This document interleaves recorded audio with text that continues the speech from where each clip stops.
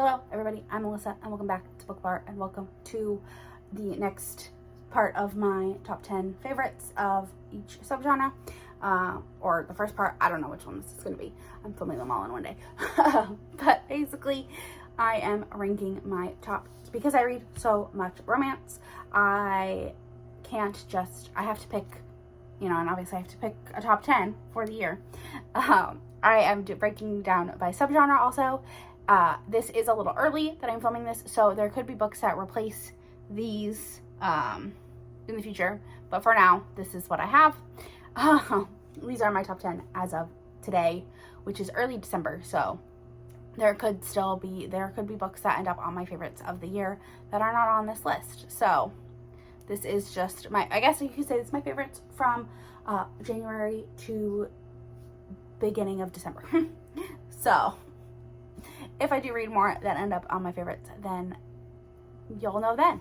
But yeah, this is going to be my fantasy romance favorites of the year. I have 10, of course. Fantasy, paranormal, all of that, monster, all of that goes into one. So without further ado, I'm going to go ahead and just jump on in to my 10 favorites. Coming in at number 10, I had How to Date Your Dragon by Molly Harper. I think that's who it was. I'll put the picture here. Basically, this is a dragon shifter, and a girl goes to research something on the bayou, and she meets this. I'm terrible with names, and I don't have my notes with me. But she goes to research this stuff on the bayou, and she meets a dragon shifter who ends up adding her to his horde, and he falls in love with her, and it is so fun. It's just a fun, cute book. It wasn't very long. It doesn't take itself too seriously. I adored it. So all of these books are 5 stars, and yes. Then at number 9, I have Empire of Storms by Sarah J. Maas. I have a lot by this author on this list. This I can't talk about because it is the 5th book in the Throne of Glass series. I have read almost every book in the series. I'm on Kingdom of Ash. That could end up being a favorite. That could overtake Empire of Storms. But as of right now, Empire of Storms is going to be at number 9. Again, can't talk about it too much, but I did love it so much. It is the Throne of Glass world is just fantastic. I adore it. Then at number 8, I'm not holding up the right book. I have Wolf Gone Wild. I actually think I prefer this book. Like, I think about this book more, but based off of, so this favorites list is going to be based off of statistics. So I have a spreadsheet that I fill out, and this Wolf Gone Wild actually was a little bit higher, but I think about this one more, and I enjoyed the story of this one more. So this one would be higher, like, in my overall favorites, which, yes, that one will be right. My overall favorites of the year will be ranked based off of different criteria for my favorites. It's gonna be books that I think about more. Like, which books do I think about? And there are some that aren't romances that I think I need to add to my list because I still think about them daily, and so I can't rate them the same as romances. But Wolf Gone Wild is Mateo and Evie's story, and Mateo has a curse put on him, and he has a curse put on him, and he can't shift. He's a wolf shifter, and he cannot shift, and he can hear his wolf in him. His wolf is named Alpha, and he can hear him talking to him, and it's driving him insane. So he goes to Evie, who is a curse breaker witch, and he asks her to break this curse. Of course, there are prejudices against the wolves in this world, and so Evie is not super excited about it, but there's something about Evie. His wolf calms down when she is around, so he convinces her to help him out. And it's just a beautiful story of friendship that turns to love, and I just absolutely adored it. And Mateo / Alpha is like perfection. It is like the type of man that I want. I want like an alpha in the sheets and a cinnamon roll in the streets, and that is what Mateo is 100%. So yes. Then at number 7, I have A Heart of Blood and Ashes by Milla Vane. I read this for was this one of my favorites? I might have read this for like a favorite reading booktuber favorites, this also could have just been, I read it during Rumbleton, hosted by Cassidy, because I was on the fantasy romance team. And this is the first book in the Gathering of Dragons series. I think they're all completely standalone, but basically this is Yvain and Madoc. And Madoc thinks that Yvain killed his parents, and so he is going to go and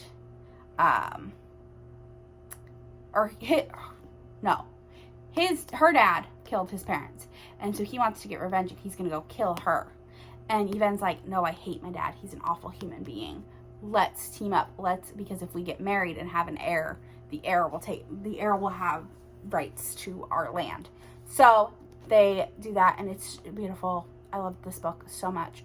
I need to reread it because I feel like I'm forgetting things about it. And I adored it. I loved this book so much. Then at number 6 is Entreat Me by Grace Draven. This is a Beauty and the Beast retelling that is just absolutely adorable.